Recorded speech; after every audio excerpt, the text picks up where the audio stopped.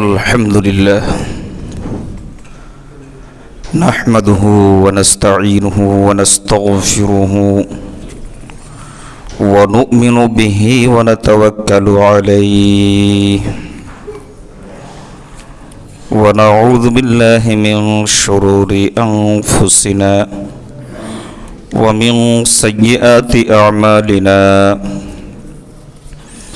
من يهده الله فلا مضل له ومن يضلله فلا هادي له وأشهد أن لا إله إلا الله وحده لا شريك له وأشهد أن سيدنا ومولانا محمدا عبده ورسوله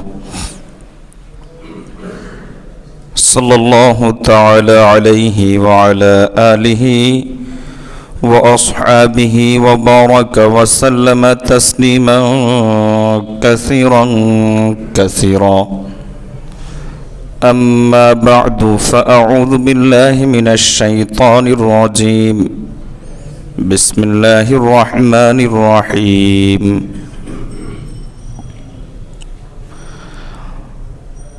قد أفلح من تزكى وذكر اسم ربه فصلى بل تؤثرون الحياة الدنيا والآخرة خير وأبقى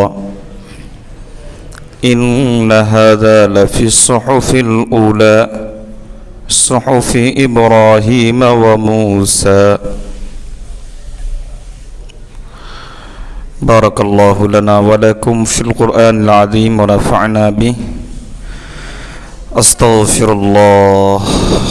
أستغفر الله لي ولكم ولسائر المسلمين إنه هو الغفور الرحيم اللهم صل على سيدنا محمد وعلى آل سيدنا محمد وبارك وسلم اللهم صل على سيدنا محمد وعلى آل سيدنا محمد وبارك وسلم اللهم صل على سيدنا محمد وعلى آل سيدنا محمد وبارك وسلم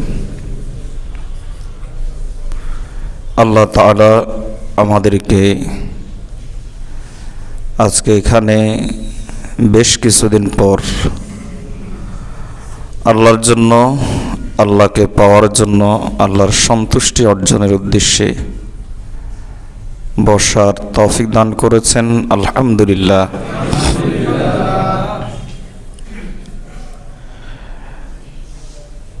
আমরা যে উদ্দেশ্যে এখানে বসেছি, আল্লাহ তাআলা যাতে আমাদের সে উদ্দেশ্য কামিয়াব করেন। প্রত্যেক মুমিনেই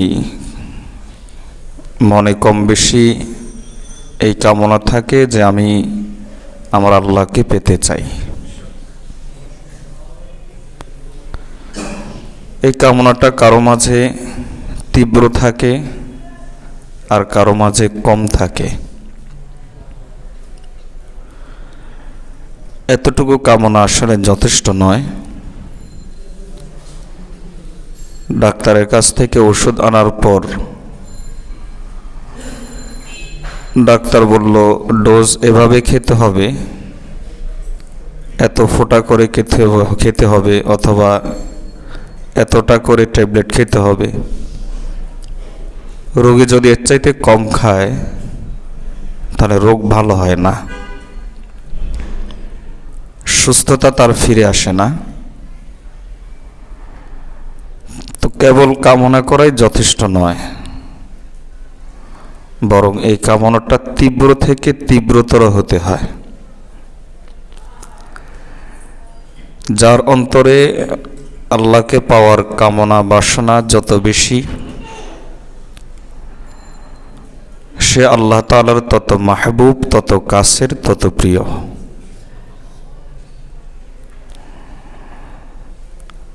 আসলে আল্লাহ তাআলা একজন মানুষকে কেবল আমল দিয়ে যাচাই করেন না,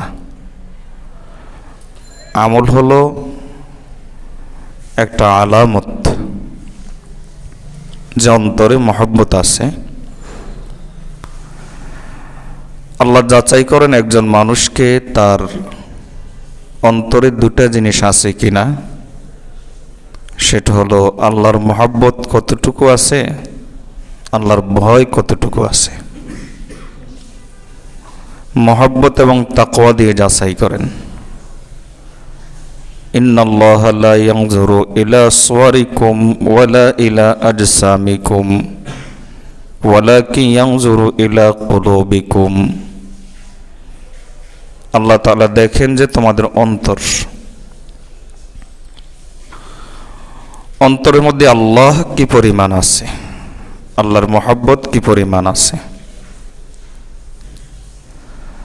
অন্যথায় সাহাবায়ে কেরামের জিন্দেগিতে 24 ঘন্টা ছিল, আমাদের জিন্দেগিতেও 24 ঘন্টা। কিন্তু একজন মানুষ 24 ঘন্টার 24 ঘন্টাই যদি ইবাদত করে, সাহাবায়ে কেরামের সমান হতে পারবে না। আল্লাহ তাআলা সাহাবায়ে কেরামের মর্যাদা বাড়িয়ে দিয়েছেন, কারণ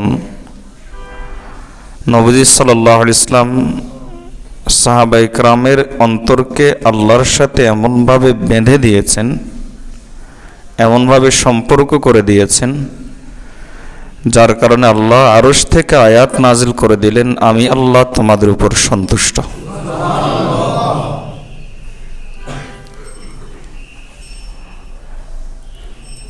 আল্লাহ তাআলা কোরআন মজিদে বলেছেন যে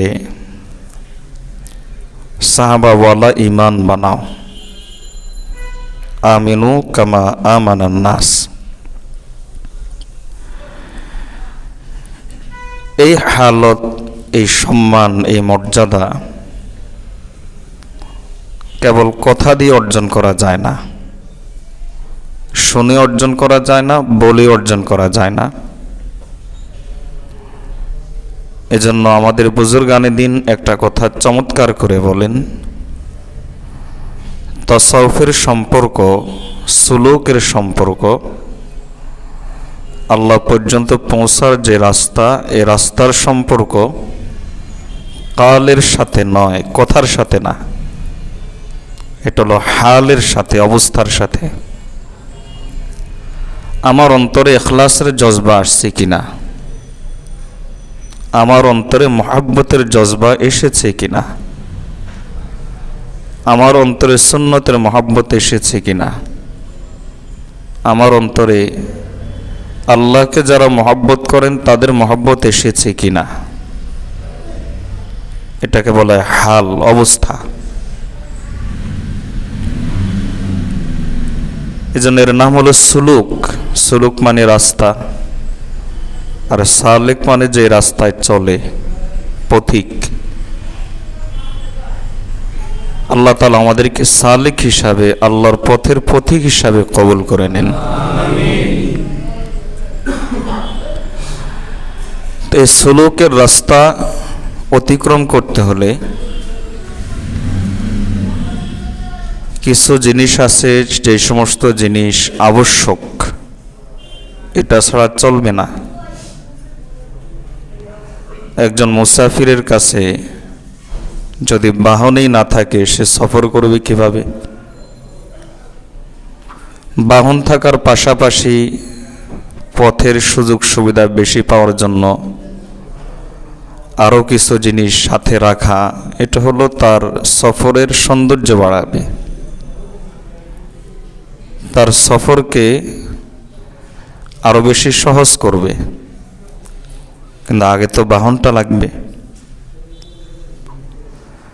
তো সুলুকের রাস্তায় তয় করতে হলে, এই সুলুকের রাস্তাটা অতিক্রম করতে হলে, কারণ এই রাস্তা সোজা রাস্তা না, একটু কঠিন রাস্তা। কোরআন মজিদে যেটাকে বলা হয়েছে সিরাতে মুস্তাকিম, সোজা এবং সহজ সরল রাস্তা। তবে রাস্তা সোজা এবং সহজ সরল হলেও রাস্তার একটু পরপরই ডানে বামে বিভিন্ন রাস্তা চলে গেছে। নবীজি সাল্লাল্লাহু আলাইহি ওয়াসাল্লাম বলেন যে প্রত্যেক রাস্তার মাথায় ডানে বামে যেগুলো গেছে ইবলিস বসে আছে। তো ইবলিসের এই সকল আক্রমণ থেকে, ইবলিসের এই কুদৃষ্টি থেকে, বদনজর থেকে বেঁচে সুলুকের রাস্তা তয় করে আল্লাহকে পেয়ে যাওয়া কঠিন, একেবারেই সহজ এমন নয়। এজন্য আগের কালের বুজুর্গানে দিন, তাদের কাছে কেউ এই রাস্তায় চলার উদ্দেশ্যে তাদের সহবতে গেলে তখন তারা বিভিন্ন কষ্টকর কাজ করাতেন, যাতে তার সবরের গুণ চলে আসে, যাতে তার মধ্যে শুকরের গুণ চলে আসে, আর সেই রাস্তাটা অতিক্রম করতে পারে। তো আমাদের মাশায়েখগণ বলেন যে এই রাস্তা অতিক্রম করতে হলে আমাদের সাথে সঙ্গে কয়েকটা জিনিস লাগবে, যেটা আবশ্যক। একজন সালেকের জন্য এগুলো শর্ত, আর এর বাইরে যেগুলো আছে সেগুলো হলো সালেকের জন্য শর্ত নয়, তবে থাকলে ভালো। কেউ ক্লাস 1-এ সফর করে, আর কেউ থার্ড ক্লাসে সফর করে। তো যেটা আবশ্যক, যেটা ছাড়া রাস্তা অতিক্রম করা যাবে না, আমাদের মাশায়েখগণ বলেন যে সেটা হলো সর্বমোট 5টা। আমরা তো আলহামদুলিল্লাহ অনেকে সুলুকের রাস্তায় আছি, কিন্তু জানি না যে কোনটা ছাড়া সুলুকের রাস্তা অতিক্রম করা যাবে না।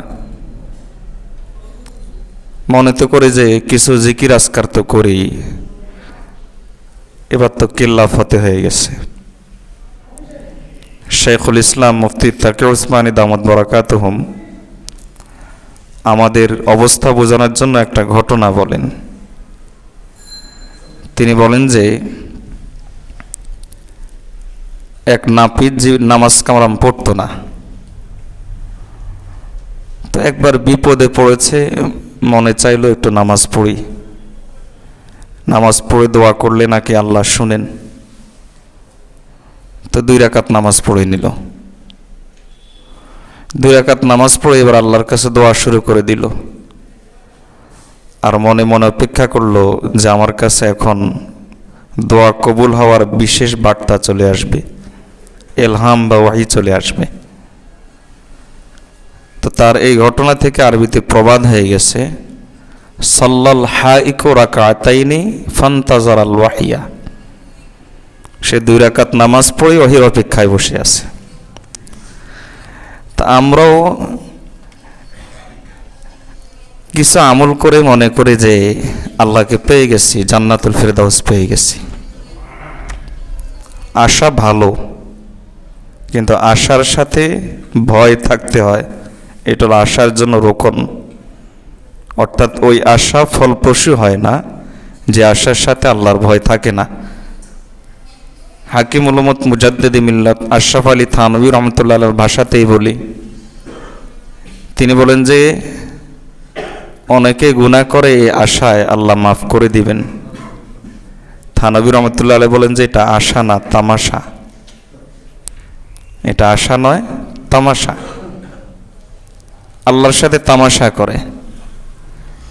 ওমর রাদিয়াল্লাহু তাআলার কাছে এক যুবক আসলো, এসে বলল, হযরত খুব গুনাহ করি, গুনাহ ছাড়তেই পারি না, একটা সমস্যা। কেন? গুনাহ করলে মনে মনে একটা আশা থাকে আল্লাহ তো মাফ করে দিবেন, গুনাহ করলে সমস্যা কি? ওমর রাদিয়াল্লাহু তাআলা বলেন যে আরে আল্লাহর বান্দা, তুমি কেবল আল্লাহ মাফ করলে মাফ করে দিবেন এটা দেখলা, আল্লাহর রহমতের আশা রাখলা, তাহলে আল্লাহর আযাবের ভয়টা কোন জায়গায় রাখবা? ওটাও তো একটা আছে যে দুটার মাঝে ঈমান ঝুলন্ত, আশা এবং ভয়। যেন আশাও থাকতে হবে, ভয়ও থাকতে হবে। তো আমাদের মাশায়েখগণ বলেন যে সুলুকের রাস্তা অতিক্রম করতে হলে, আল্লাহকে পাওয়ার রাস্তা অতিক্রম করতে হলে 5টা হাতিয়ার আমার সাথে থাকতেই হবে। এটা হলো এই রাস্তায় চলার জন্য আবশ্যক, লাজিমি শাই, প্রত্যেক সালেকের জন্য জরুরি। তার মধ্যে নম্বর 1 হলো আকীদা সহি করতে হবে, কারণ আকীদা হলো ফাউন্ডেশন।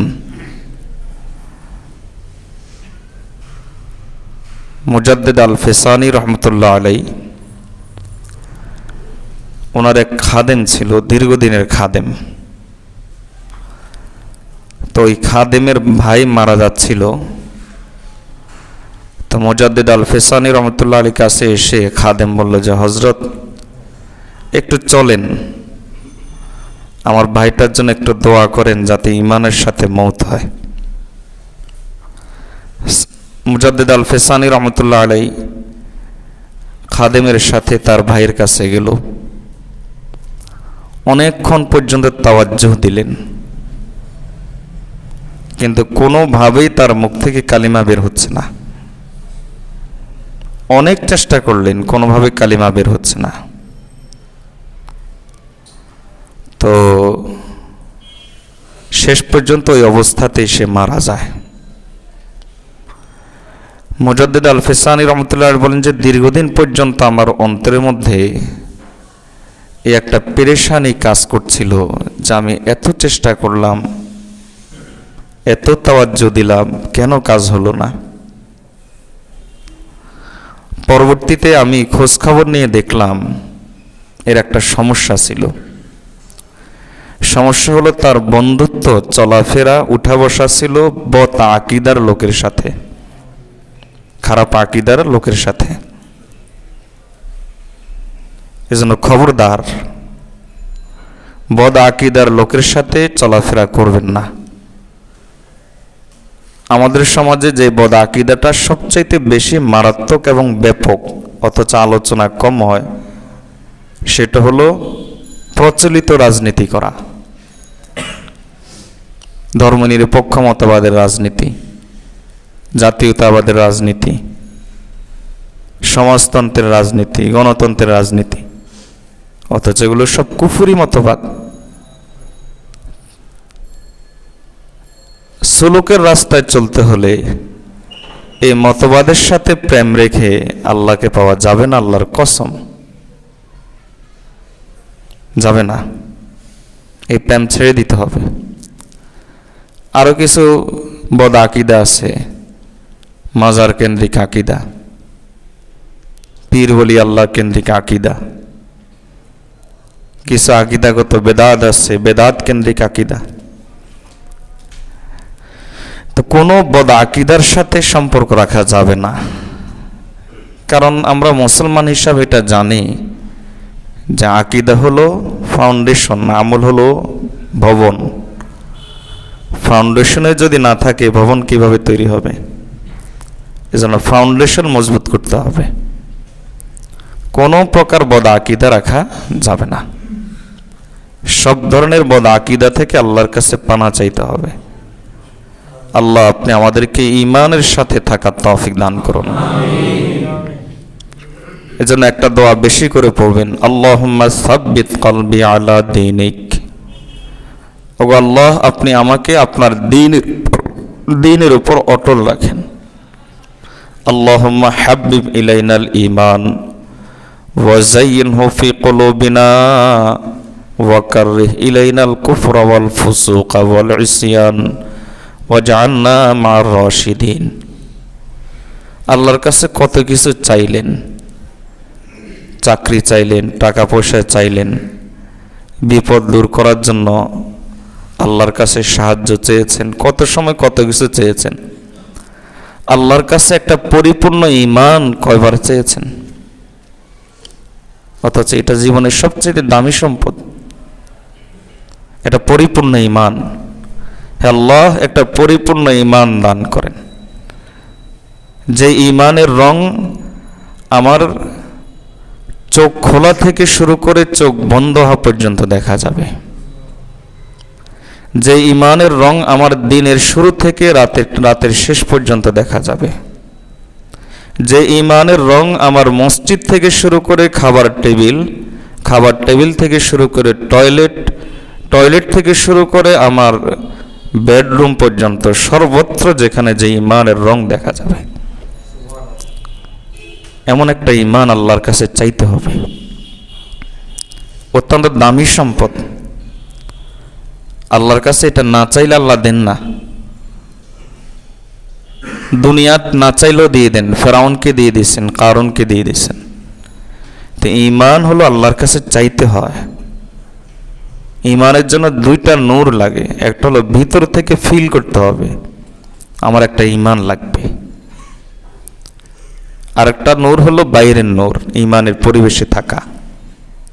আল্লাহ কোরআন মাজিদে এটাই বলেছেন, নূরুন আলা নূর, দুই নূর লাগবে। তো বদ আকীদা নিয়ে সুলুকের রাস্তা অতিক্রম করা যাবে না, আল্লাহকে পাওয়ার রাস্তা অতিক্রম করা যাবে না। আল্লাহ আমাদেরকে বদ আকীদা থেকে বেঁচে থাকার তৌফিক দান করুন। ইমানের জন্য মেহনত করা। হযরত জি মাওলানা ইলিয়াস রহমতুল্লাহ আলাইহি চমৎকার বলতেন। তিনি বলতেন যে কেউ যদি তোমার উপকার করে তার প্রশংসা করো, পরিচয় করিয়ে দাও অমুক আমার উপকার করেছে। তো যে আল্লাহ তোমাকে এত নেয়ামত দিলেন, সে আল্লাহর পরিচয় তুমি মানুষের সামনে কয়বার করিয়েছ? সে আল্লাহর প্রশংসা তুমি কয়বার করেছ? একটা ব্যথা অন্তরে থাকতে হয়। জিকির, ফিকির, তলব, তিনটা শব্দ, জিকির, ফিকির, তলব, এই তিনটা ছাড়া পরিপূর্ণ ঈমান নসিব হয় না। জিকিরও লাগবে, ফিকিরও লাগবে, তলবও লাগবে। সব ধরনের বদ আকীদা থেকে আমাদেরকে বেঁচে থেকে ঈমানকে একেবারে পাক সাফ রাখতে হবে। কোনো প্রকার মলিনতা এই ঈমান সহ্য করে না। ঈমান খুব সেনসিটিভ এবং সে খুব অহংকারী। ঈমানে সামান্য ময়লা পড়া ঈমান এটা বরদাস্ত করে না, আমল বরদাস্ত করে নেয়। এই জন্য একটু ময়লা পড়লে যে অংশ ঠিক আছে ওটা আল্লাহ গ্রহণ করে নেন।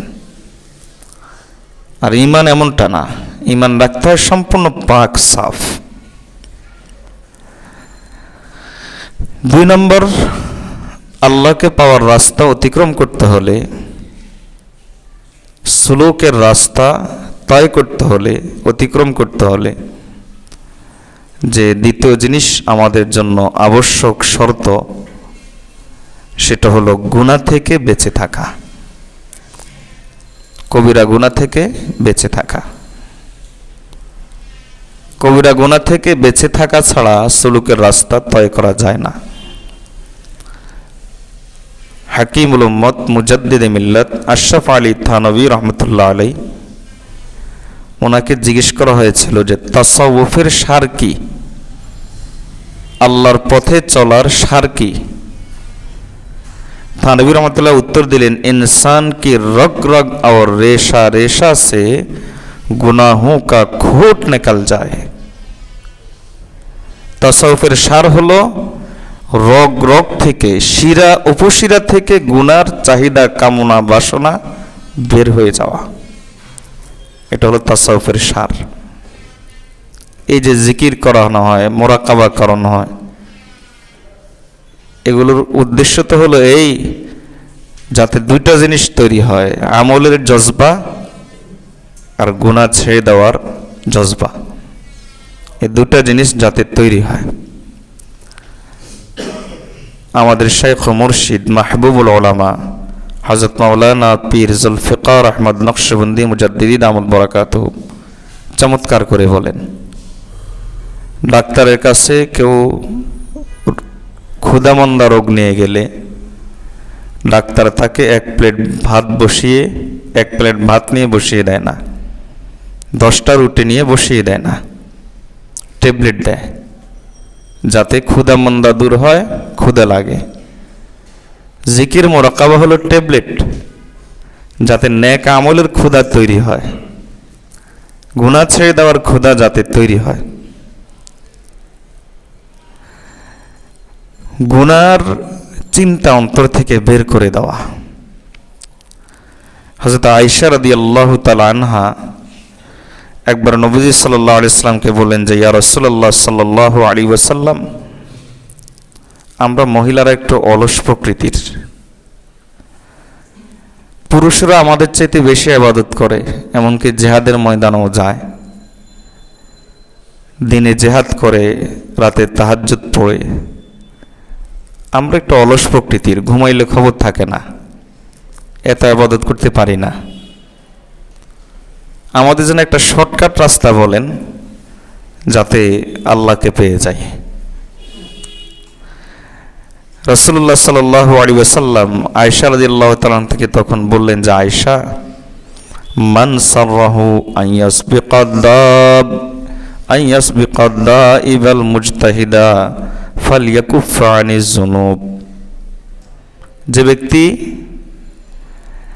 খুব মেহনত করে আল্লাহকে পেয়েছে, তাহাজ্জুদ, জিকির, আজকার, মুরাকাবা, মুশাহাদা ইত্যাদির মাধ্যমে সে আল্লাহকে পেয়েছে, এমন ব্যক্তির চাইতেও যদি সে আগে বেড়ে যেতে চায়, কম আমল করে সে যদি আগে চলে যেতে চায়, একটা কাজ করবে, গুনাহ থেকে বিরত থাকবে, গুনাহ থেকে বেঁচে থাকবে। তুমি তাহাজ্জুদ গুজারের চাইতে আল্লাহর কাছে বেশি প্রিয় হয়ে যাবে।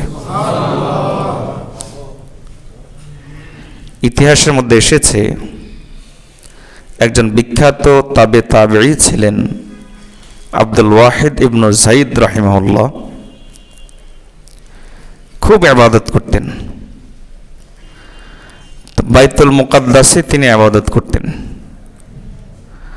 তো তিনি বলেন যে, একদিন জুমা রাত ছিল, আজকের মতো জুমা রাত। হাদিসের মধ্যে এসেছে এই রাতে আল্লাহ তাআলা দোয়া কবুল করেন।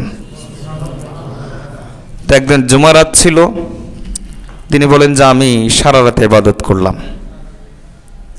ভোর রাতের দিকে দেখলাম 18 জন মানুষ অত্যন্ত নূরের চেহারার এবং লোহা জাতীয় একটা পদার্থ দিয়ে বিশেষ পোশাক পরিহিত, খেজুর গাছের পাতার মতো রঙের বিশেষ জুতা অত্যন্ত সুন্দর পরিহিত, এবং কোরআন মজিদ তাদের বুকের মধ্যে ঝুলানো। দেখে আমি আকৃষ্ট হলাম, অভিভূত হলাম যে এরা কারা। তা আমি জিজ্ঞেস করলাম যে, আপনারা কারা? তখন তিনি বলেন যে, তারা আমাকে এই উত্তর দিল না যে আমরা কারা, বরং তারা আমাকে বলল যে, তুমি কি আমাদের মতো হতে চাও? তা আব্দুল ওয়াহিদ ইবনে যায়েদ রাহিমাহুল্লাহ বললেন যে, হ্যাঁ, আমি তো এমনই হতে চাই। তখন তারা 18 জন আমাকে বললেন, ইয়া আব্দুল ওয়াহিদ, লা ইউসুলু ইলা ওয়ালায়াতিল্লাহি ইল্লা বিতারকিল হাওয়া মা আরাফাল্লাহ মান লাম ইস্তাহি মিনহু ফিল খালা। আমাকে দুইটা কথা বললেন যে, আমাদের মতো মর্যাদাবান হতে চাইলে দুইটা কাজ করবা। কোন ব্যক্তি আল্লাহর ওলি হতে পারে না যতক্ষণ পর্যন্ত সে নফসের চাহিদা ছাড়ে না, গুনাহ ছাড়ে না। তাহলে প্রথম কাজ গুনাহ ছেড়ে দিতে হবে। আর দ্বিতীয় কাজ যেটা করতে হবে সেটা হলো নির্জন অবস্থায় আল্লাহকে বেশি লজ্জা করতে হবে। যে ব্যক্তি নির্জনতার মুহূর্তে আল্লাহকে লজ্জা করে না, সে আল্লাহকে চিনেই নাই, আল্লাহর মারিফতে সে পায় নাই। এজন্য নির্জনের সময় আল্লাহকে বেশি লজ্জা করা। তা 2 নম্বর কাজ, তাসাউফের রাস্তা অতিক্রম করতে হলে গুনাহ ছেড়ে দেওয়া। আব্দুল্লাহ ইবনে আব্বাস রাদিয়াল্লাহু তাআলা বলতেন, লা আদিলু বিসসালামাতি শাইআ, গুনাহ ছেড়ে দেওয়ার মতো সমকক্ষ আমল আমার কাছে কোনোটা নাই। আর হাকিমুল উম্মতের চমৎকার করে বলেন, কুদৃষ্টি 1 মুহূর্তের জন্য ছেড়ে দিলা, পর নারীর প্রতি দৃষ্টি দিতে মনে চেয়েছে, ছেড়ে দিলা, দাও নাই, কাজটা করতে তোমার হয়তো কয়েক সেকেন্ড গেছে। তিনি বলেন যে, 1,00,000 রাকাত নফল নামাজের চাইতে উত্তম। গুনাহ ছেড়ে দেওয়ার চাইতে সমকক্ষ আমল আর কোনোটা নাই, গুনাহ ছেড়ে দেওয়া। তা আমাদের মাশায়েখগণ বলেন যে কমপক্ষে এই ক্ষেত্রে কমপক্ষে 5টা গুনাহ ছাড়তে হবে। কয়টা গুনাহ? 5টা গুনাহ ছাড়তে হবে। আমি দোয়া চাই আল্লাহ যাতে আমাকে তৌফিক দান করেন। আপনাদের জন্য দোয়া করি আল্লাহ আপনাদেরকে তৌফিক দান করেন। আসলে আমরা সবাই রোগী, সবাই আমরা রোগী। আল্লাহ যাতে প্রত্যেককে শিফা দান করেন। প্রথম গুনাহ হলো বদনেগাহির গুনাহ, কুদৃষ্টির গুনাহ, এটা ছেড়ে দিতে হবে। দ্বিতীয় হলো ইন্টারনেটের গুনাহ, এটা ছেড়ে দিতে হবে। তৃতীয় হলো মিথ্যা বলার গুনাহ।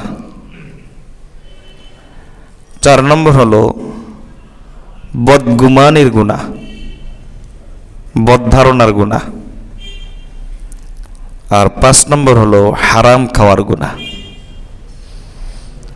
এটা আমার কথা নয়, আমাদের শাইখ ও মুর্শিদের কথা। এই 5টা গুনাহ কমপক্ষে ছাড়তে হবে। 1 নম্বর হলো বদনেগাহের গুনাহ, কুদৃষ্টির গুনাহ ছাড়তে হবে।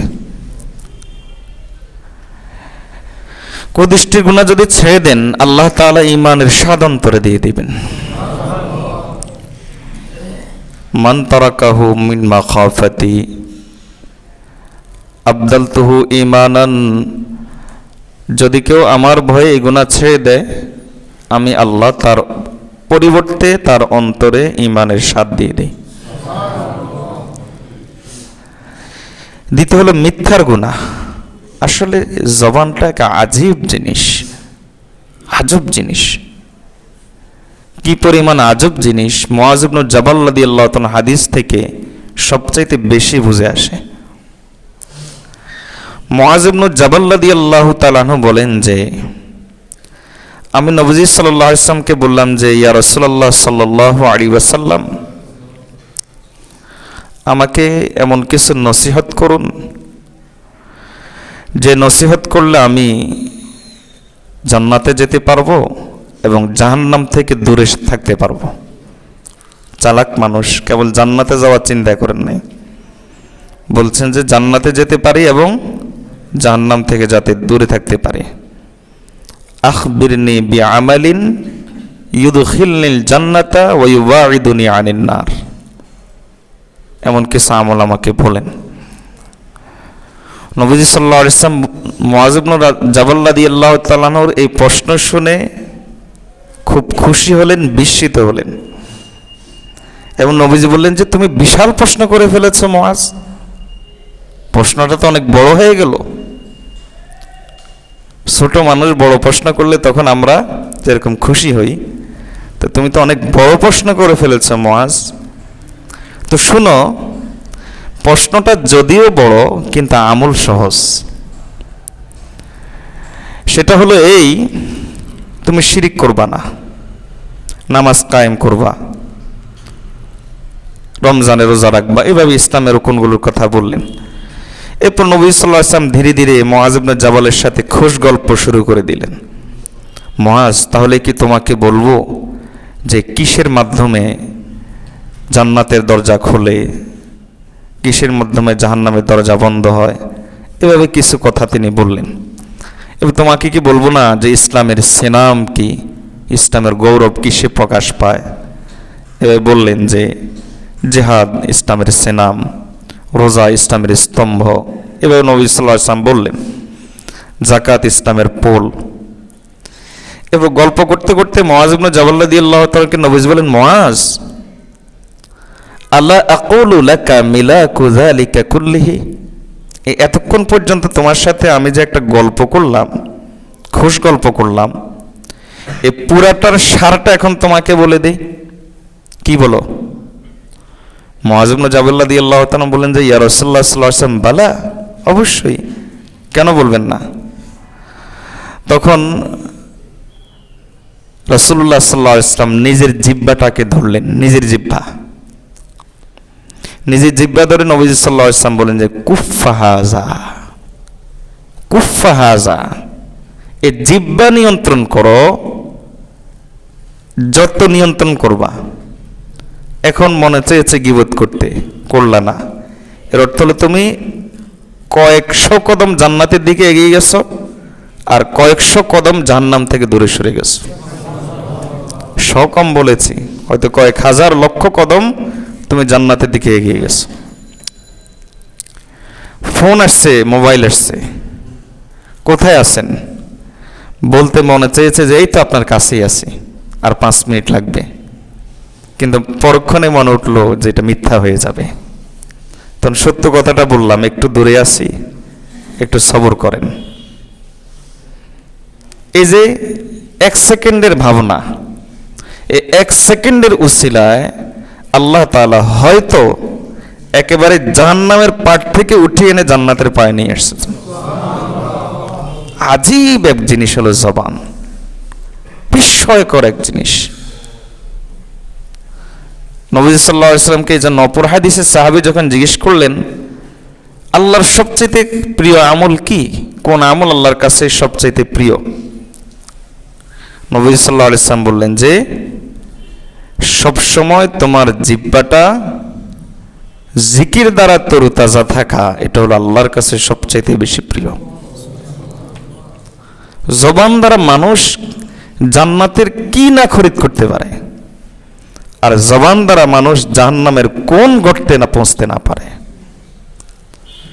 জবান ঠিক করা। তো রাসূলুল্লাহ সাল্লাল্লাহু আলাইহি ওয়াসাল্লাম যখন এই কথা বললেন, মুআজ রাদিয়াল্লাহু তাআলা আশ্চর্য হলেন। মুআজ রাদিয়াল্লাহু তাআলা বলেন যে ইয়া রাসূলুল্লাহ সাল্লাল্লাহু আলাইহি ওয়াসাল্লাম ওয়া ইন্না লামুআখিযুনা বিমা নাতাকাল্লামু বিহি। আশ্চর্যের কথা, এই ছোট্ট একটা জিনিসের জন্য আল্লাহ আমাদেরকে ধরবেন, একটা ছোট্ট গোশতের টুকরার জন্য আল্লাহ আমাদেরকে পাকড়াও করবেন, এমনটা কেমনে হয় ইয়া রাসূলুল্লাহ সাল্লাল্লাহু আলাইহি ওয়াসাল্লাম? নবী সাল্লাল্লাহু আলাইহি ওয়াসাল্লাম মুআজ ইবনে জাবাল রাদিয়াল্লাহু তাআলাকে বলেন সাকালাতকা উম্মুকা ইয়া মুআজ, মুআজ তুই মরে যা, তোমার মায়ের পুত্র শোক হোক, তুমি মরে যাও। আদর করে নবীজি বকা দিলেন। আমরা বলি না পাগল কোথায়কার, আদর করে। তো নবী সাল্লাল্লাহু আলাইহি ওয়াসাল্লাম এরকম আদর করে বকা দিলেন, মুআজ তোমার মায়ের পুত্র শোক হোক, কি বলো তুমি এটা? হাল ইয়াকুবুন নাস আলা ওয়ুজুহিহিম ফিন্নারি ইল্লা হাসাইদু আলসিনাতিহিম। মুআজ শুনো, মানুষকে জাহান্নামের মধ্যে উপর করে ফেলা হবে তো তার এই জবানের কারণে, জবানের কারণে। মিথ্যা থেকে বাঁচেন, দেখবেন যে গীবত থেকে বেঁচে থাকা একেবারেই সহজ, গীবত হবে না। মিথ্যা থেকে বাঁচেন, চগলখড়ি হবে না।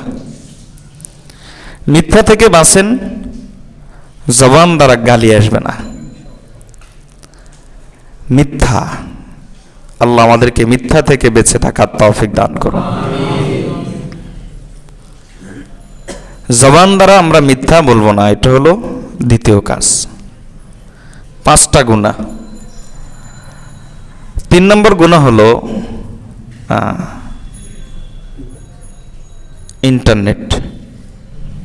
ইন্টারনেটের গুনাহ থেকে বেঁচে থাকতে হবে। এই যে পরনারীর প্রতি আকর্ষণ, এর কারণে মানুষ ইন্টারনেটের অপব্যবহার করে, আর মেয়েরা পরপুরুষের প্রতি আকর্ষণ। ব্যভিচারের ভাষা পরিবর্তন হয়ে গেছে, সবকিছু আপডেট হয়, ব্যভিচারও আপডেট হয়ে গেছে। ব্যভিচার এখন নতুন ভার্সন। ব্যভিচারের নতুন ভার্সন হলো এই, এখন ব্যভিচার একটা মেয়ে বারান্দায় দাঁড়িয়ে একটা যুবককে আহ্বান করে, ডাকে, এখন এমনটা হয় না, হলেও কম হয়, এটা পরবর্তীতে হয়। এখন ব্যভিচারের সবচাইতে সহজ রাস্তা হলো আপনার মোবাইলে স্ক্রিনে একটা মেয়ে আসলো, আপনি ক্লিক করলেন, এই ক্লিকটাই হলো আপনি ব্যভিচারের আহ্বানে সাড়া দিয়েছেন। এটাই হলো ব্যভিচারের আহ্বানে সাড়া দেওয়া। 1 সেকেন্ডের ব্যাপার, শুধু একটা টাচ করলেন, এটাই হলো বেবিচার আহ্বানে সাড়া দেওয়া। 7 শ্রেণীর লোককে আল্লাহ আরশের নিচে ছায়া দেবেন। ওয়ারাজুলুন দাআতহু ইমরাআতু যাতু হাসাবিন ওয়া জামালিন ফাকালা ইন্নী আখাফুল্লাহ। সম্ভ্রান্ত সুন্দরী সেলিব্রিটি, এই যুগের ভাষায় সেলিব্রিটি তো না, এগুলো তো হলো বেশ্যা, কিন্তু যোগ বলে দিচ্ছে সেলিব্রিটি। রুচি খারাপ, জ্বরাক্রান্ত রোগী সুস্বাদু খাবার ভালো লাগে না। তো এরকমই আমরা ইমানের দিক থেকে রোগী হয়ে গেছি, এখন এদেরকে আমরা সেলিব্রিটি বলি। আল্লাহ হেফাজত করুন। তো এই যে আহ্বানটা করছে ফটোর মাধ্যমে, ভিডিওর মাধ্যমে, আর আপনি বলেন ইন্নী আখাফুল্লাহ, আমি আল্লাহকে ভয় করি। যুবকেরা কত ধরনের গুনাহে আক্রান্ত, তার মধ্যে 2টা গুনাহ হলো সবচাইতে ব্যাপক: পর্ন মুভি দেখা এবং মাস্টারবেশন করা। সবচাইতে মারাত্মক এই 2টা গুনাহ। নবী সাল্লাল্লাহু আলাইহি ওয়াসাল্লামের ভাষায় নাকিহুন বিল ইয়াদিহি, কিয়ামতের দিন আল্লাহ তাআলা তাদের দিকে রহমতের নজর দিবেন না, আল্লাহ তাদের উপর লানত করেছেন এদের উপর। কত মানুষের ঈমান নষ্ট করে দিচ্ছে এই ইন্টারনেট। আপনারা জানেন যে দাজ্জাল আসবে, আসলে মানুষের ঈমান হারা করবে। এখন মানুষ বেঈমান হচ্ছে কি পরিমাণ, তখন বেঈমানের তুফান চলবে। এই দাজ্জাল আসার আগে যাতে মানুষের ঈমানকে সহজে নিয়ে যেতে পারে, এজন্য কিছু হাতিয়ার ব্যবহার করে। আর এই হাতিয়ারগুলোর অন্যতম হলো এই অশ্লীলতা, নগ্নতা। যৌবনের একটা চাহিদা থাকে, আর এখন সহজলভ্য হয়ে গেছে এটা। এই চাহিদার কারণে সহজে একদিকে পেয়ে যাচ্ছে, আরেকদিকে চাহিদা আছে। কিছু যুবক আল্লাহর জন্য সে বেঁকে বসবে, আল্লাহর জন্য সে ইস্তেকামতের উপর থাকবে। এমনটা যদি হয়, ওয়াশাবুন নাশআ ফি ইবাদাতিল্লাহ, আল্লাহ তাআলা তাকে আরশের নিচে ছায়া দেবেন। ইন্টারনেটের গুনাহ থেকে বেঁচে থাকি আল্লাহর ওয়াস্তে। বহু নামাজি কালামি আছে, উপর উপর আব্দুল কাদের জিলানী, ভিতরে ভিতরে এই গুনাহগুলোতে লিপ্ত। আমাদের কাছে আসে, আল্লাহ হেফাজত করুন। এজন্য এই গুনাহ থেকে বেঁচে থাকব আল্লাহর ভয়ে, আল্লাহর ভয়ে এই গুনাহ থেকে বেঁচে থাকব। মনে রাখবেন, আল্লাহর ভয় এমন এক জিনিস, এটা বহু বহু কঠিন কাজকে সহজ করে দেয়। আল্লাহর মহব্বত এমন জিনিস, অনেক কঠিন কাজকে সহজ করে দেয়। मोहब्बत मोहब्बत करते हो लेकिन मोहब्बत नहीं जिसमें शिद्दत नहीं है। এটা মহব্বতের তুফান লাগবে এই যুগে, আল্লাহকে ভালোবাসার একটা ঝড় লাগবে, যে ঝড় সমস্ত গুনাহকে তছনছ করে দিতে পারবে। এটা যদি না হয়, এই করোনা ভাইরাসকে কেন্দ্র করে কত বদ আমলের সাথে জুড়ে গেছে মানুষ। বাসায় আছে, কাজ নাই, ইন্টারনেট নিয়ে পড়ে আছে, ডুবে আছে। ঈমান হারা তুফান থেকে বাঁচতে হলে চোখের হেফাজত করতে হবে। চোখের হেফাজত করতে না পারলে যে ঈমান হারা হয়, ইবনুল জাওজি রহমতুল্লাহ আলাইহি ঘটনা লিখেছেন যে এক মুয়াজ্জিন বাগদাদের জামে মসজিদের, খ্রিস্টান নারীর প্রতি তার দৃষ্টি চলে গেছে, মেয়ের প্রতি। বাবার কাছে গিয়ে প্রস্তাব দিল, একে আমার কাছে বিয়ে দেন। বাবা বলল, তোমার মতো মুয়াজ্জিনের কাছে বিয়ে দেব না। বিয়ে দিলে শর্ত পূরণ করতে হবে, তোমার খ্রিস্ট ধর্ম গ্রহণ করতে হবে। নির্দ্বিধায় সে খ্রিস্ট ধর্ম গ্রহণ করলো। সিঁড়ি থেকে নামার সময় পড়ল, মারা গেল, খ্রিস্টান অবস্থায় সে মারা গেল। আমাদের শাইখ ও মুর্শিদ তিনি তার শাইখকে জিজ্ঞেস করেছেন যে হযরত, কুদৃষ্টি একটা দিছে, এজন্য এত বড় শাস্তি, বেঈমান হয়ে মারা গেছে। আসল মাসালা এখানে কুদৃষ্টির না, আসল মাসালা হলো আল্লাহর অহংকার আঘাত করা। আল্লাহ বলেছেন, বান্দা তোমার এই অন্তরটা থাকবে আমার জন্য, তুমি এই অন্তরটা দিলে একটা বেশ্যা নারীর জন্য। তোমার এই মহব্বতটা দিলে তুমি একটা বেশ্যা নারীর জন্য। এই বেশ্যা নারীর পণ দেখা ছাড়া, ন্যাংটা ছবি ছাড়া দেখা ছাড়া তোমার ঘুম আসে। রাতের পর রাত কাটিয়ে দাও, দিনের পর দিন কাটিয়ে দাও, আল্লাহর অহংকারে লাগে। নবী সাল্লাল্লাহু আলাইহি ওয়াসাল্লাম বলেন যে, আনা আগয়ারু ওয়ালদি আদামা ওয়াল্লাহু আগয়ারু মিন্নি, বনি আদমের মধ্যে আমি সবচাইতে বেশি গায়রাতমন্দ, ব্যক্তিত্ব সম্পন্ন, আত্মমর্যাদাবোধ আমার বেশি। আর আমার চাইতে বেশি আত্মমর্যাদাবোধ হলেন আল্লাহর। আল্লাহর অহংকারে লাগে। ব্যাপারটা একটা ক্লিক না, ব্যাপারটা হলো কেমন যেন আল্লাহকে আমি বুড়ো আঙ্গুল দেখাইলাম।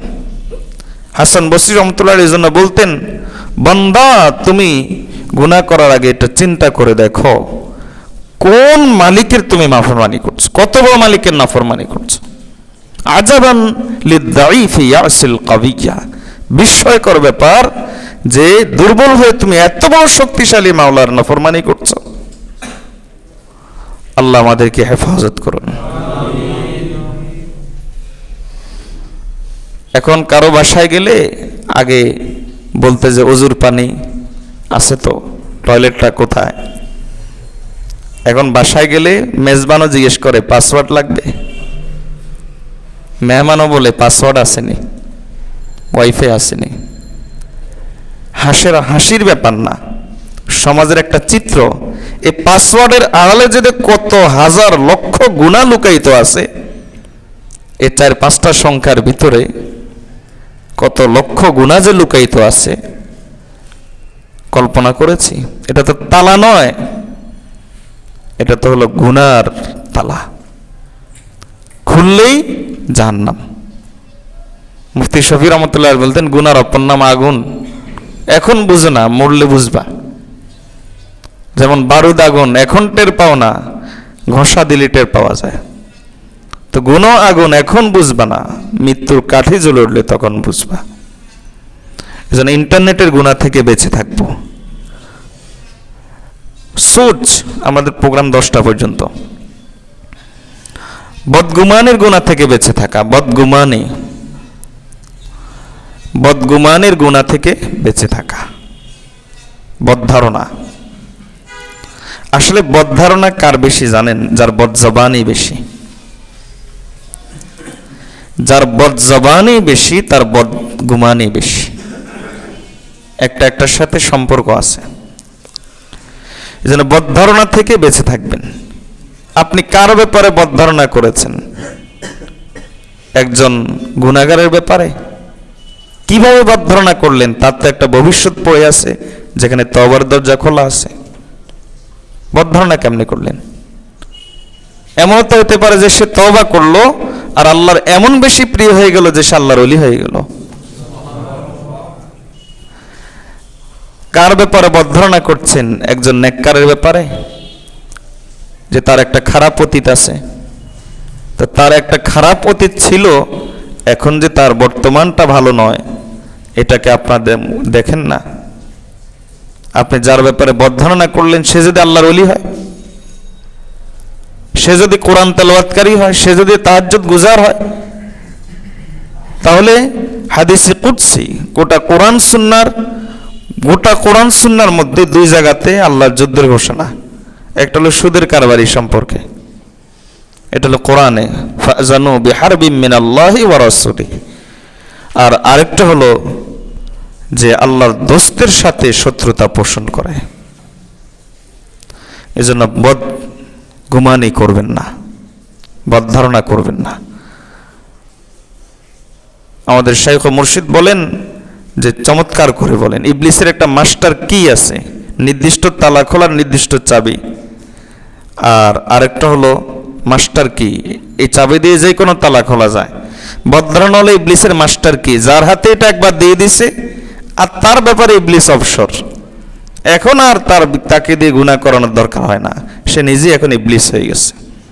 তিনি বলেন মাছি দুই প্রকার, মৌমাছি মাছি দেখতে একরকম, কিন্তু একটা খাদ্য আহরণ করে ফুল ফল থেকে আর একটা খাদ্য আহরণ করে পায়খানা থেকে। কিছু মানুষ দেখতে একরকম, কিন্তু একটার চিন্তা, ফুড অফ থট, এটা তার খুব খারাপ খারাপ জায়গা থেকে সে চিন্তাটা গ্রহণ করে, আর আরেকটার চিন্তা হলো ভালো জায়গা থেকে।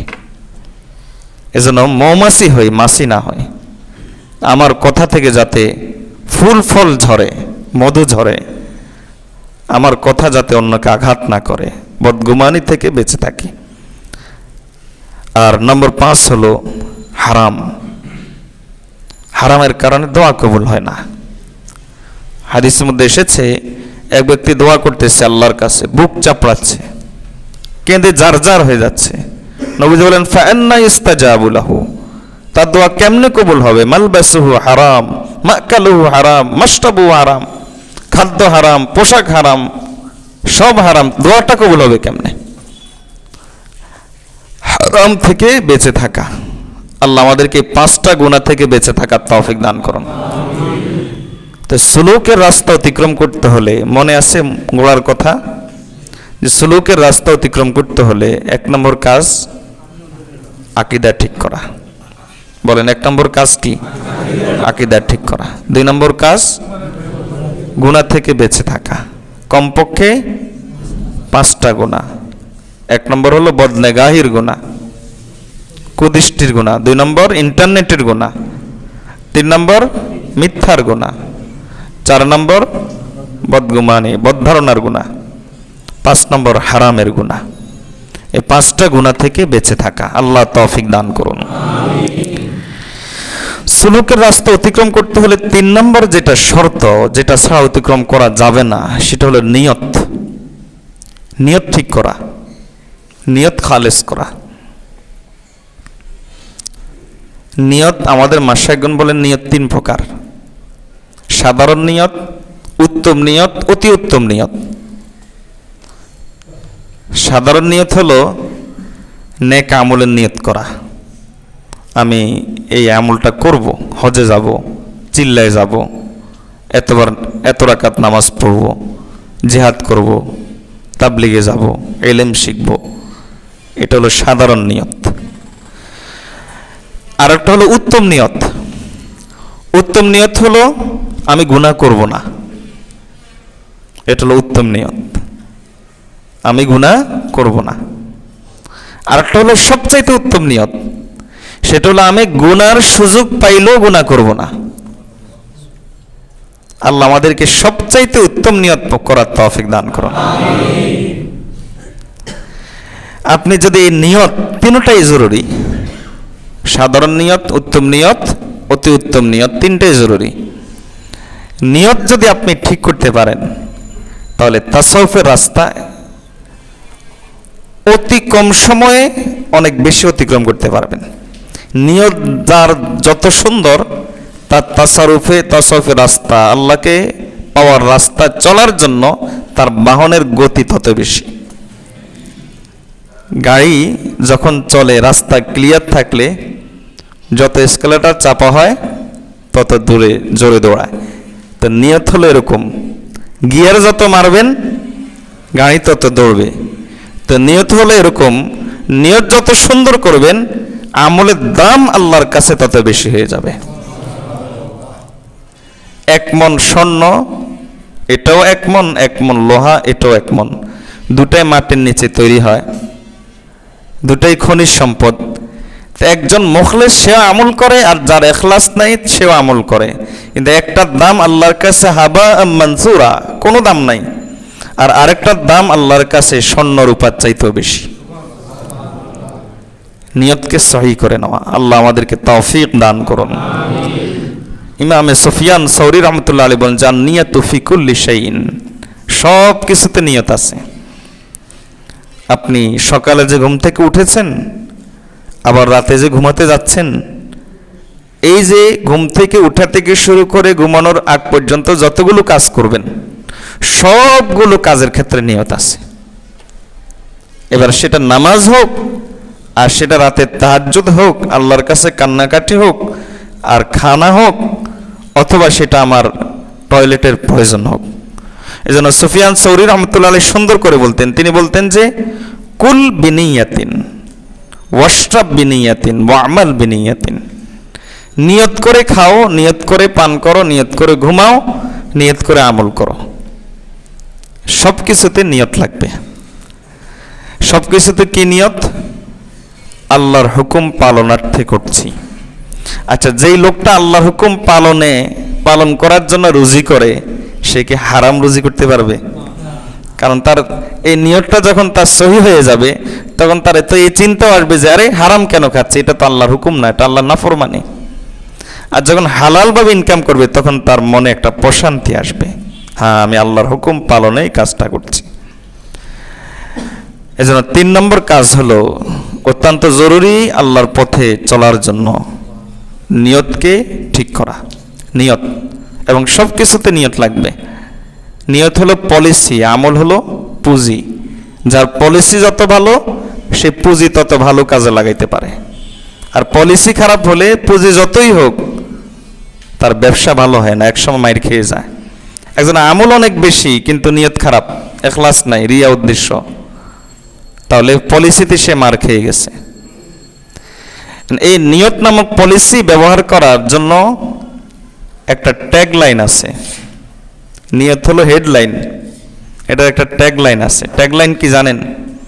ট্যাগ লাইন হলো এই, আল্লাহর জন্য। বলেন, এটা হলো ট্যাগ লাইন। আপনি যেই কোনো কাজে আপনি যখন এটা চিন্তা করবেন আল্লাহর জন্য, খাচ্ছি আল্লাহর জন্য, পড়ছি আল্লাহর জন্য, প্রয়োজন পূরণ করছি আল্লাহর জন্য, বিবির সাথে আছি আল্লাহর জন্য, ছেলে মেয়েকে আদর করলাম আল্লাহর জন্য, গুনাহ থেকে বাঁচলাম আল্লাহর জন্য। আল্লাহর জন্য পলিসি যত বেশি ব্যবহার করতে পারবেন, আল্লাহ তাআলা আপনার আমলগুলো তত বেশি ইবাদতে পরিণত করে দিবেন। আপনারা তো শুনেছেন একটা কথা, সেটা কি? কোষ্টি পাথর। কতটুকু সত্য জানা নাই, লোহা সাথে রাখলে নাকি স্বর্ণ হয়ে যায়। নিয়ত হলো কোষ্টি পাথর। আপনার সাধারণ কাজও আপনি নিয়তের সাথে রাখেন, এটাও শোনা হয়ে যাবে, এটাও আমল হয়ে যাবে, এটাও আল্লাহর কাছে ইবাদত হয়ে যাবে। কাজ হলো শুধু নিয়তের সাথে রাখেন। নিয়তের সাথে কিভাবে রাখবেন?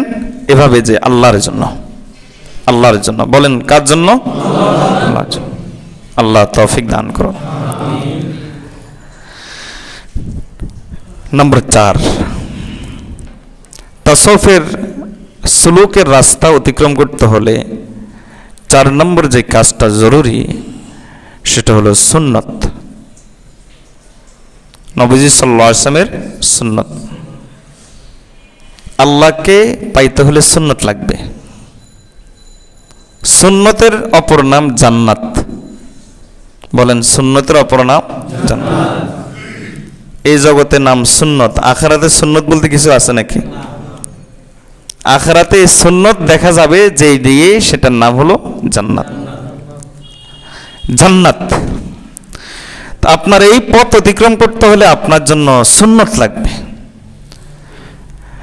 সুন্নতের সম্পর্ক কেবলমাত্র বাহ্যিক অঙ্গ প্রত্যঙ্গের সাথে নয়, সেটা তো আছেই। সুন্নতের সম্পর্ক আমার পরিবারের সাথে, সুন্নতের সম্পর্ক আমার বিবির সাথে। মোট কথা ওই যে বলেছি, যেমনভাবে নিয়তের সম্পর্ক আমার চোখ খোলা থেকে শুরু করে চোখ বন্ধ করা পর্যন্ত যত কাজ আছে সব কাজের সাথে, ঠিক তেমনিভাবে সুন্নতের সম্পর্ক আমার সব কাজের সাথে। সুন্নত মানে কি জানেন? আপনি যদি কাউকে মহব্বত করেন, তখন এই যুগে মেসেজ পাঠান, আই লাভ ইউ, অথবা একটা লাভ চিহ্ন পাঠান, একটা লাভ সাইন পাঠান, তখন সেখান থেকে রিপ্লাই আসে আই মিস ইউ। সুন্নত হলো নবী সাল্লাল্লাহু আলাইহি ওয়াসাল্লামের কাছে আপনি মেসেজ পাঠালেন আই লাভ ইউ, তো নবী সাল্লাল্লাহু আলাইহি ওয়াসাল্লাম সেখান থেকে মেসেজ পাঠিয়ে দেন আই মিস ইউ। আর আই মিস ইউ বলার সাথে সাথে আপনার আরেকটা সুন্নতের প্রতি মহব্বত তৈরি হয়ে যায়। এই জন্য সুন্নত সুন্নতকে টানে, সুন্নত সুন্নতকে টানে। যত বেশি আপনি সুন্নতের উপর আমল করতে পারবেন, আল্লাহ তাআলা আপনার অন্তরে তত বেশি আল্লাহ এবং তার রাসূল সাল্লাল্লাহু আলাইহি ওয়াসাল্লামের মহব্বত তৈরি করে দিবেন। এজন্য তাসাউফের পথে চলতে হলে আমাদের যে 4 নম্বর কাজ, যেটা জরুরি, যেটা ছাড়া চলা যাবে না, সেটা হলো নবীজি সাল্লাল্লাহু আলাইহি ওয়াসাল্লামের সুন্নতের উপর আমল করা। হাদিসের মধ্যে এসেছে, রাসূলুল্লাহ সাল্লাল্লাহু আলাইহি ওয়াসাল্লাম বলেন, মান হাফিজা সুন্নতি আকরামাহুল্লাহু তাআলা বিআরবা'i খিসালিন আল মুহাব্বাতু ফি কুলুবিল বারারাতি ওয়াল হাইবাতু ফি কুলুবিল ফাজরাতি ওয়াস সাআতু ফির রিজকি ওয়াস সিকাতু ফিদ্দিন। যে ব্যক্তি সুন্নতের উপর আমল করবে, আল্লাহ তাআলা তাকে 4টা নিয়ামত দিবেন। 1 নম্বর নিয়ামত হলো, যারা নেককার ভালো মানুষ, আল্লাহর ওলি, তাদের অন্তরে আপনার ব্যাপারে মহব্বত তৈরি করে দিবেন। আর আল্লাহর নবী আলাইহিস সালাম, আমাদের নবীজি সাল্লাল্লাহু আলাইহি ওয়াসাল্লামের উম্মতের মধ্যে আলহামদুলিল্লাহ আল্লাহ তে এমন লোকও রেখেছেন, নবীজি বলেন আকাশের দিকে তাকাও, কি পরিমাণ তারকা দেখতে পাও? সাহাবী বললেন অসংখ্য তারকা। নবীজি বলেন আমার উম্মতের মধ্যে এমন লোকও আছে, এই পরিমাণ মানুষের জন্য আল্লাহর কাছে সুপারিশ করতে পারবে। দিনদারের অন্তরে আপনার মহব্বত তৈরি হয়ে গেলে না জানি কার সুপারিশ নসিব হয়ে যায়, না জানি কিভাবে নাজাতের ব্যবস্থা হয়ে যায়। আল্লাহ আমাদেরকে সুন্নতের উপর আমল করার তৌফিক দান করুন। সুন্নতের উপর আমল করলে যে দ্বিতীয় কাজটা হয়, সেটা হলো আল হাইবাতু ফি কুলুবিল ফাজারা। বদকার, খারাপ লোক, সন্ত্রাসী, দুর্নীতিবাজ, এই জাতীয় লোকগুলোর অন্তরে আপনার ব্যাপারে অযথা ভয় তৈরি হবে। আপনার কাছে কিছু নাই, এরপরও ভয় করবে। আপনার কাছে কোনো অস্ত্র নাই, বল নাই, কিচ্ছু নাই, এরপরও আপনার ভয় তার অন্তরে সৃষ্টি হয়ে যাবে। আপনার মধ্যে যত সুন্নত থাকবে, তত বদকারের অন্তরে আপনার ভয় তৈরি হবে। এজন্য আল্লাহওয়ালারা কাউকে ভয় করে কথা বলেন না, কারণ তারা কথা বলেন কার জন্য? আল্লাহর ক্ষমতার সামনে তার কাছে কোনো ক্ষমতা নাই। এজন্য একজন মুমিনের পাক্কা আকীদা তো এটা, দুনিয়ার কোনো মানুষ আমার ক্ষতি করতে পারে না, আল্লাহ যদি না চান। সবাই মিলে একসাথে হয়ে গেছে, জোটবদ্ধ হয়েছে ক্ষতি করার জন্য, আল্লাহ চান যে আমার ক্ষতি করবেন না। নবীজি সাহাবীকে ঈমান শিখিয়েছেন, ও আমার সাহাবী শোনো, সবাই একসাথে হয়ে তোমার ক্ষতি করতে চাইলো, কোনো ক্ষতি করতে পারবে না যদি আল্লাহ না চান। আর সবাই একসাথে হয়ে যদি তোমার উপকার করতে চায়, কোনো উপকার করতে পারবে না যদি আল্লাহ না চান। এজন্য হকের পথে থাকতে, হকের সাথে চলতে, সুন্নতের উপর আমল করতে, সুন্নতের সাথে থাকতে, সমাজকে, পরিবারকে, বন্ধু বান্ধবকে, লোকে কি বলে, প্রথা কি, রসুম কি, ট্রেন্ড কি, এগুলোকে দয়া করে ভয় করবেন না। কারণ কেউ আপনার কোনো উপকার করতে পারবে না, আর কেউ আপনার কোনো ক্ষতি করতে, আপনার উপকারকারী কে? আল্লাহ। আর আল্লাহ তাআলা তার ক্ষতি থেকে আমাদেরকে হেফাজত করুন। আল্লাহ তার আযাব ও গজব থেকে আমাদেরকে হেফাজত করুন। সুন্নতের উপর আমল করলে 3 নম্বর যে কাজ হয়, আল্লাহ তাআলা রিজিকে প্রশস্ত করে দেন। বলে যে হুজুর দাঁড়িয়ে রাখার কারণে চাকরি পাই নাই। আরে তুমি যে চাকরিটা হারিয়েছো, সবর করো, আল্লাহ এর চাইতে বড় চাকরি তোমার জন্য রেখে দিয়েছেন। আল্লাহ আমাদেরকে সুন্নতের উপর আমল করার তৌফিক দান করুন। ওয়াসতিকা ফিদ্দিন, সুন্নতের উপর আমল করলে 4 নম্বর যে ফায়দাটা হয়, এবং এটাই সবচেয়ে বড় ফায়দা, সেটা হলো আল্লাহ তাআলা তাকে মরণ পর্যন্ত দ্বীনের উপর অটল রাখেন। অর্থাৎ ঈমানের হালতে তার মওত হয়। এজন্য তাসাউফের পথে চলতে হলে, সুলুকের লাইনে চলতে হলে, আল্লাহকে পাওয়ার রাস্তায় চলতে হলে 4র্থ যে জরুরি কাজ, সেটা হলো সুন্নতের উপর আমল করা। পারবো তো ইনশাআল্লাহ? 5 নম্বরে যেটা আবশ্যক, সুলুকের পথে চলতে হলে সেটা হলো আল্লাহর জিকির করা। আব্দুল কাদের জিলানী হয়েছেন জিক্রুল্লাহ দ্বারা। বাইজিদ বুস্তামি হয়েছেন জিক্রুল্লাহ দ্বারা।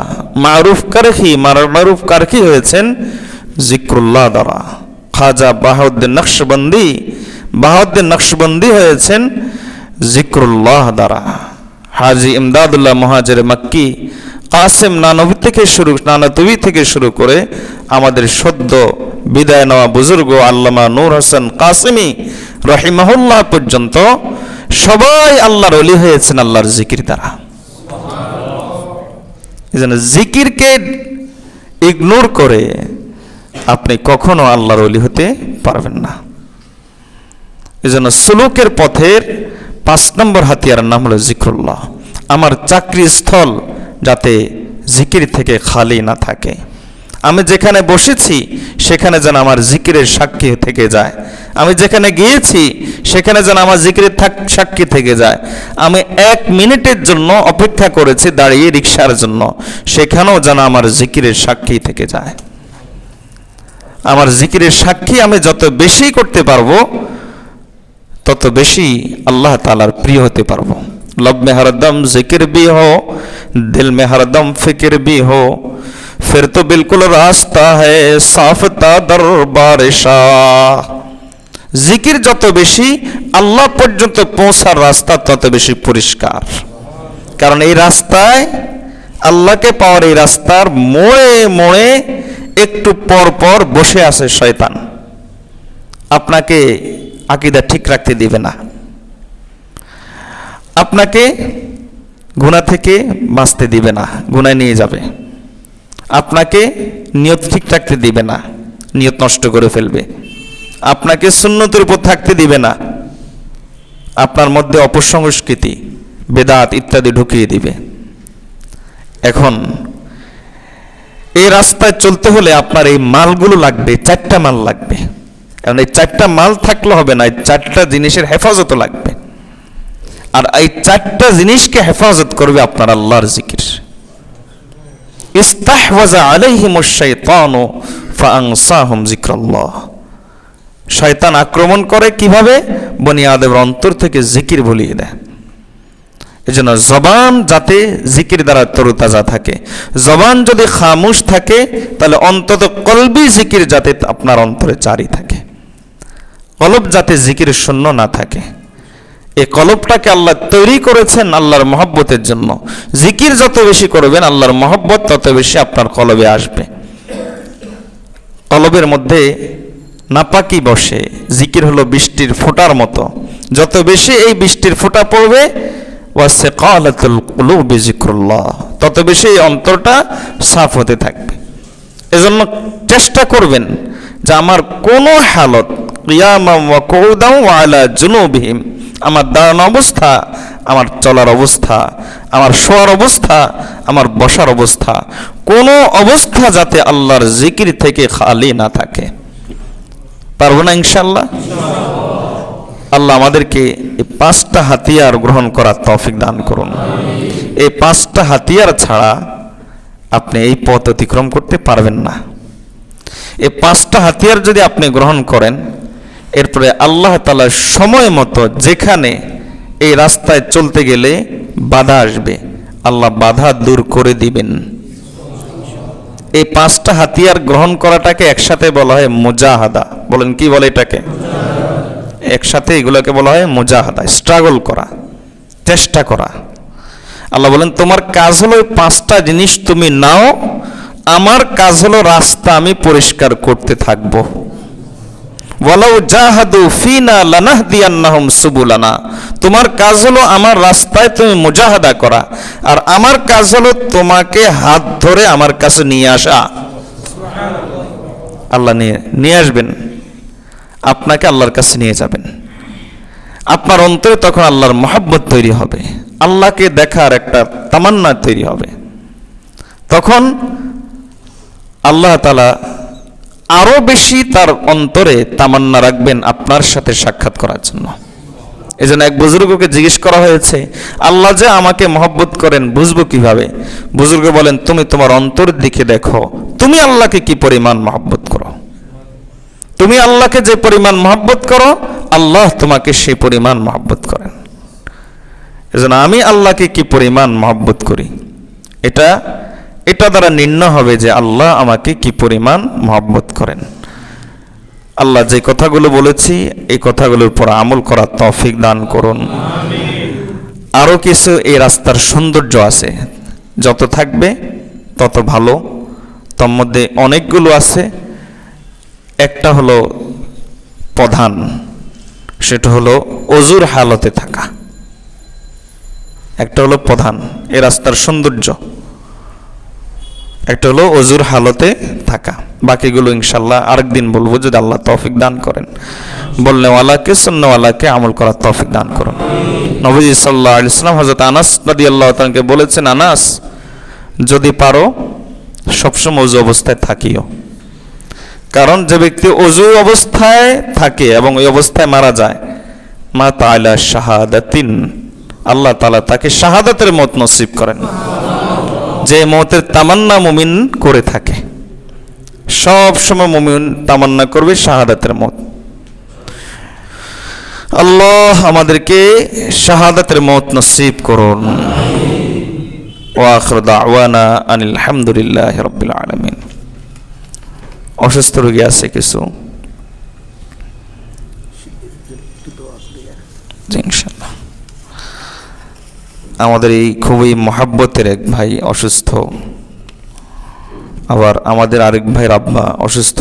আজকে মনে হয় হাসপাতাল থেকে আসছে নাকি রেজাল ভাই? আসে নাই, এখনো হাসপাতালে আছেন। আল্লাহ যাতে তাকেও শিফা নসিব করেন। আরও আমাদের মধ্যে যদি কেউ অসুস্থ থাকে তাহলে সকলের উদ্দেশ্যে আমরা দোয়া পড়ি। মা বোনদের মধ্য থেকে অনেকে দোয়া চেয়েছেন, মোবাইলে মেসেজে বিভিন্ন দোয়া চেয়েছেন, তার মধ্যে কয়েকজন অসুস্থ আছেন। এই জন্য সকলের উদ্দেশ্যে আমরা দোয়া পড়ি, আমিন বলবেন। আসআলুল্লাহুল আযীম রব্বাল আরশিল আযীম আন ইয়াশফিয়াক। আসআলুল্লাহুল আযীম রব্বাল আরশিল আযীম আন ইয়াশফিয়াক। আসআলুল্লাহুল আযীম রব্বাল আরশিল আযীম আন ইয়াশফিয়াক। আসআলুল্লাহুল আযীম রব্বাল আরশিল আযীম আন ইয়াশফিয়াক। আসআলুল্লাহুল আযীম রব্বাল আরশিল আযীম আন ইয়াশফিয়াক। আসআলুল্লাহুল আযীম রব্বাল আরশিল আযীম আন ইয়াশফিয়াক।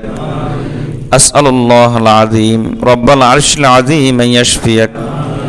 আসআলুল্লাহুল আযীম রব্বাল আরশিল আযীম আন ইয়াশফিয়াক। লা বা'সা তাহুরুন ইনশাআল্লাহ। এখন একটু জিকির হবে, এরপর দোয়া হবে ইনশাআল্লাহ।